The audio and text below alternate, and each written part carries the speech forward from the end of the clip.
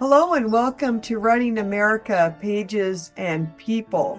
If you're here to learn about an American author and some of their works, then you're in the right place. My name is Rachel Rigolino and I'm an instructor in the English department at the State University of New York at New Paltz. So come on, we'll watch this video and leave some comments below. In the early 1920s, Anzia Yezierska was a well-known writer. She was called the Sweatshop Cinderella, and everyone seemed to know her story about rising from the New York City tenements to literary success. She immigrated with her parents from Poland and came to New York and lived in the Jewish immigrant ghetto on the Lower East Side of Manhattan.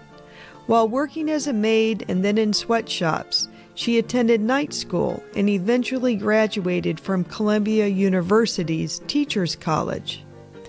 By the late 1930s, Anzia Yezierska was almost completely forgotten, bereft of a publisher, of readership, and income. It was only in the 1970s that she was rediscovered by feminist critics, who found in her writing a vibrant woman's point of view of the Jewish immigrant experience. Here is a clip with images from the time period in which Yezierska grew up. You will note that it ends with her reflection about her life as a writer during the Great Depression. In the 1920s, Anzia Yezierska's star rose fast, and she became a well-paid novelist and screenwriter.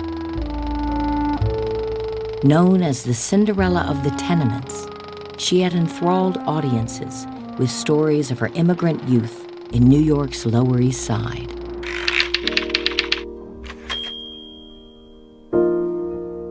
With the leveling force of an earthquake, the stock crash of 1929 hit us all. Bankers, industrialists, ditch diggers, and authors were tossed together into the same abyss. Yezierska was 6 years old when her Russian family arrived at Ellis Island. She put herself through school against her father's wishes by working in a sweatshop. At night, she would climb to the roof of their New York City tenement and talk out her heart to the stars. When her stories took her to Hollywood, she thought she had left poverty behind. She was wrong.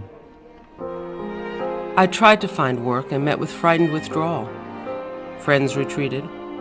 Occasionally I ran into celebrities whom I used to meet. I was naive enough to greet them in warmth at the sight of a familiar face. Only after I saw their embarrassment did I learn to avoid noticing them at all. In 1920, Yezierska published a collection of short works that it was entitled Hungry Hearts, and Hollywood producer Samuel Goldwyn based a 1922 silent film of the same name on her collection of stories. Yezierska at that point became a minor celebrity and collected quite a nice paycheck.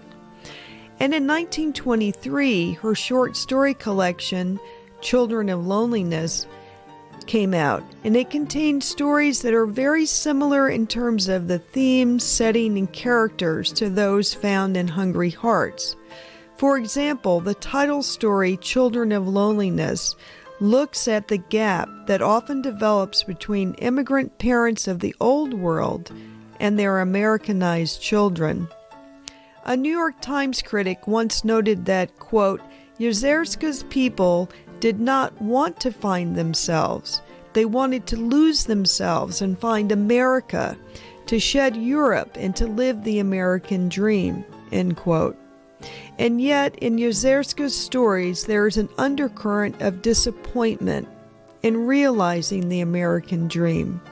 In the end, this tension between finding success and being alienated from Jewish immigrant culture is not fully resolved.